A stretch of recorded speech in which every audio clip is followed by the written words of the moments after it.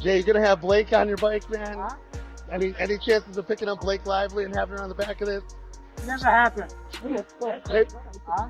Justin Baldoni might have a better chance with the guy, man.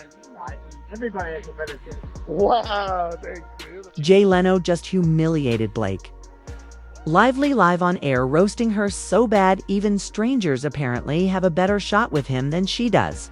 So this means that the entire narrative that Blake Lively created about this smear campaign could collapse. This came after Blake's fake smear campaign against Justin Baldwin. Collapsed, built on stolen texts, shady subpoenas, and exposed lies that Hollywood isn't covering for anymore. Wow. He is saying what everybody else is thinking right now. No one wants to have Blake Lively on their bike. That's for sure. You know it's bad when even Jay Leno, the guy known for being Hollywood's Mr. Nice Guy, the car-collecting, dad joke-making legend, can't hold back anymore. We're talking about the man who's been in the industry for decades. Rarely picks sides, keeps it friendly, and still somehow finds time to cruise around on his motorcycles like a chill grandpa. And yet even he couldn't resist roasting Blake Lively into the ground. That's how messy this whole situation has gotten for her. Everyone knows who Jay Leno is. And what's special about Jay Leno is that everyone likes him. He's a very sympathetic guy. I've met so many people who said that Jay Leno is he's just well liked everywhere. Blake Lively, the so-called sweetheart of Hollywood, has been walking around for years pretending she's America's golden girl, while behind the scenes, she's been running what I'd call one of the most pathetic smear campaigns this town has seen. And guess what?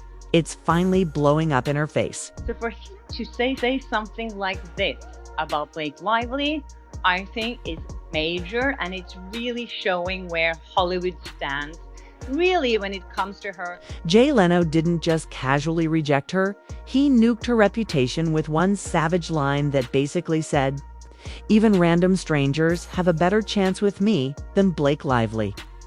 Now you don't need me to tell you how brutal that is coming from. Leno, the guy, literally avoids drama like it's his job. He could have smiled, nodded, dodged the question, but nope, he went in. Yeah, so if you missed that, this photographer said to Jay Leno, "Any chance of you picking up Blake Lively on your bike?" And he said, "That would never happen." This isn't just shade, this isn't some late-night monologue jab you forget the next day. This is a sign that even the biggest names in Hollywood are tired of Blake's nonsense, her carefully crafted narrative, the sweet, charming, relatable actress. Yeah, that's dead gone burnt to a crisp, all thanks to the pile of legal disasters she created trying to control her public image.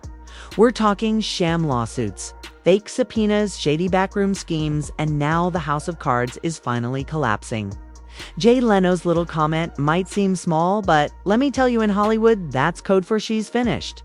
And he said, maybe Justin Baldoni has a better chance. And Jay Leno said, everybody has a better chance than her. And honestly, the way Leno delivered that burn, chef's kiss. It all went down during this casual paparazzi run-in, one of those random Hollywood moments where celebs are caught off guard. Some photographer, clearly knowing the drama, throws out the question, "Hey Jay, any chance you'll have Blake Lively riding on the back of one of your iconic bikes?" Simple question, right? Leno could have smiled, changed the subject, done the classic no comment, but nope, he hit back with zero hesitation. That would never happen. Never. That's brutal coming from Jay Leno. That's basically a public execution. Hollywood is known for protecting its own until it doesn't. And when someone on the inside starts distancing themselves like he's doing here, I think that is a huge sign. But wait, it gets better. The guy brings up Justin Baldwin, the one? Blake's been trying to drag through the mud with her weak, falling apart smear campaign, and Jay doesn't hold back there either. He straight up says, everybody has a better chance than her. Everybody, random fans, the Uber driver, probably even the camera guy filming him, everyone's apparently more likely to get a ride with Jay Leno than Blake Lively. That's the level we've hit, folks. She's officially that unwanted you. No, your PR game's dead when the nicest dude in Hollywood is casually roasting you to paparazzi like it's nothing. little little digs at her on talk shows, but not really anything like this. So thank you, Jay Leno, for being honest. And don't forget, Leno's not some guy known for stirring the pot he's built.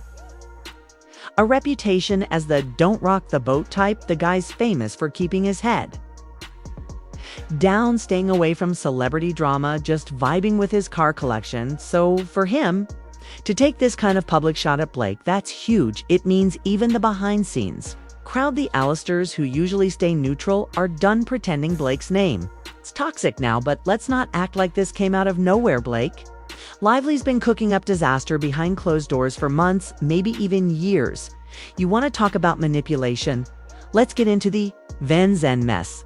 The absolute joke of a legal strategy that's unraveling right in front of us at the center of this whole thing is a phony lawsuit filed by Blake's shell company Van Zen.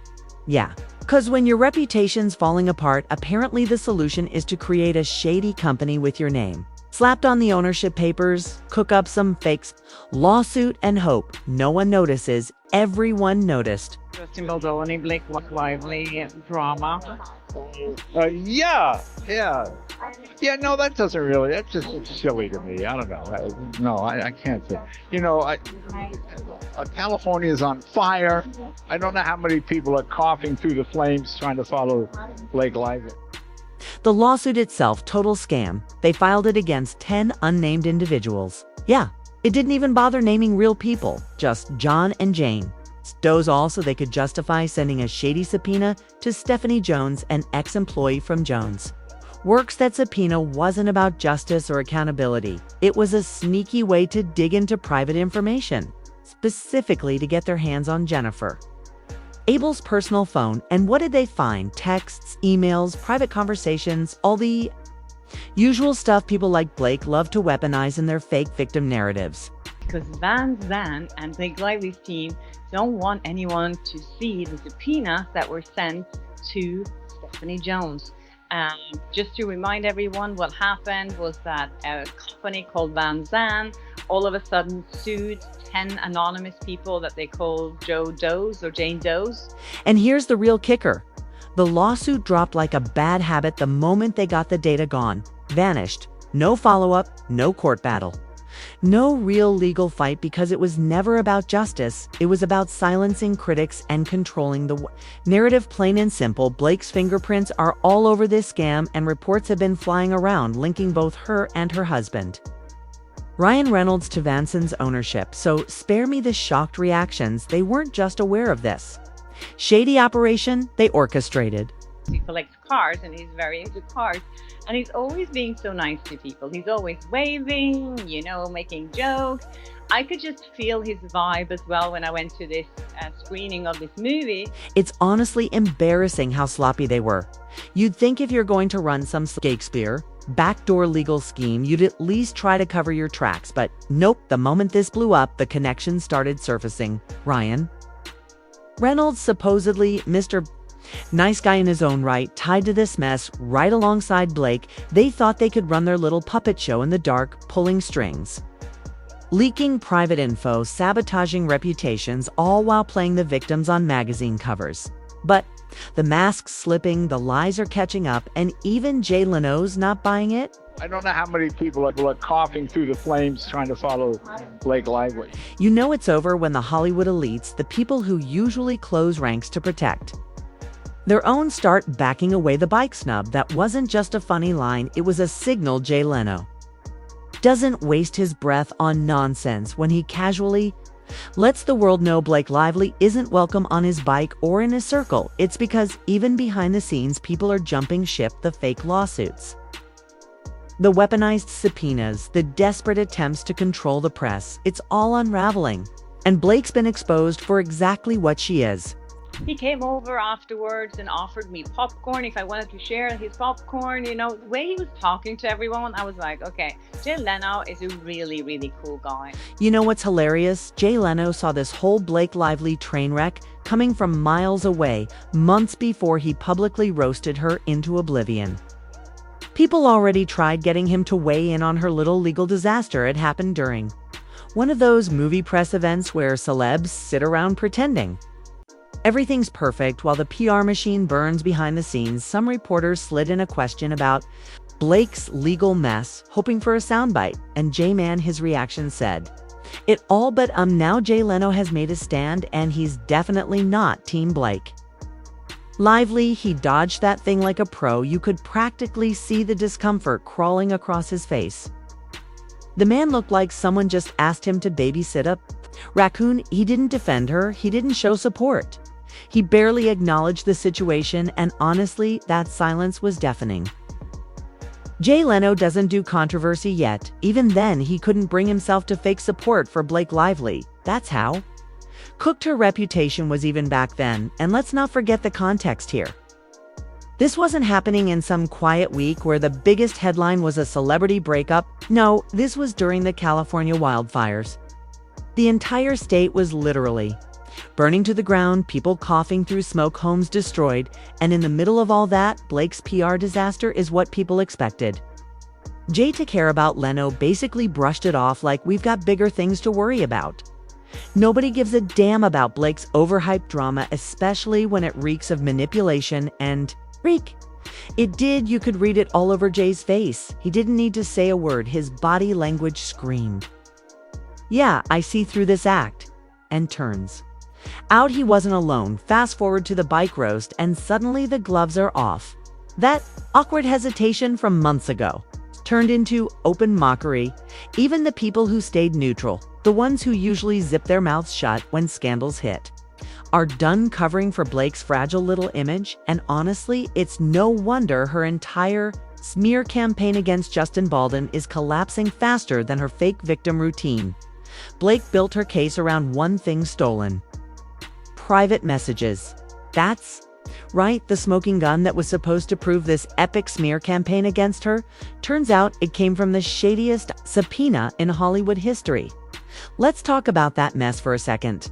The only reason Blake even had those private texts and emails to wave around like evidence is because her team snuck them through a sham subpoena. Baldwin's legal team, rightfully suspicious, demanded to see the full original subpoena documents, and surprise, Blake's team handed over selective, cherry-picked pieces. Classic manipulation move. It's like showing the judge half a puzzle and pretending the picture is complete. But now Jay Leno has made his stand, and he's definitely not Team Blake Lively. But here's where it gets worse for Blake. If the court rules that subpoena improper, her so-called evidence gets tossed out like last week's Gossip magazine. That's not just embarrassing, it's devastating. Her entire smear campaign hinges on that.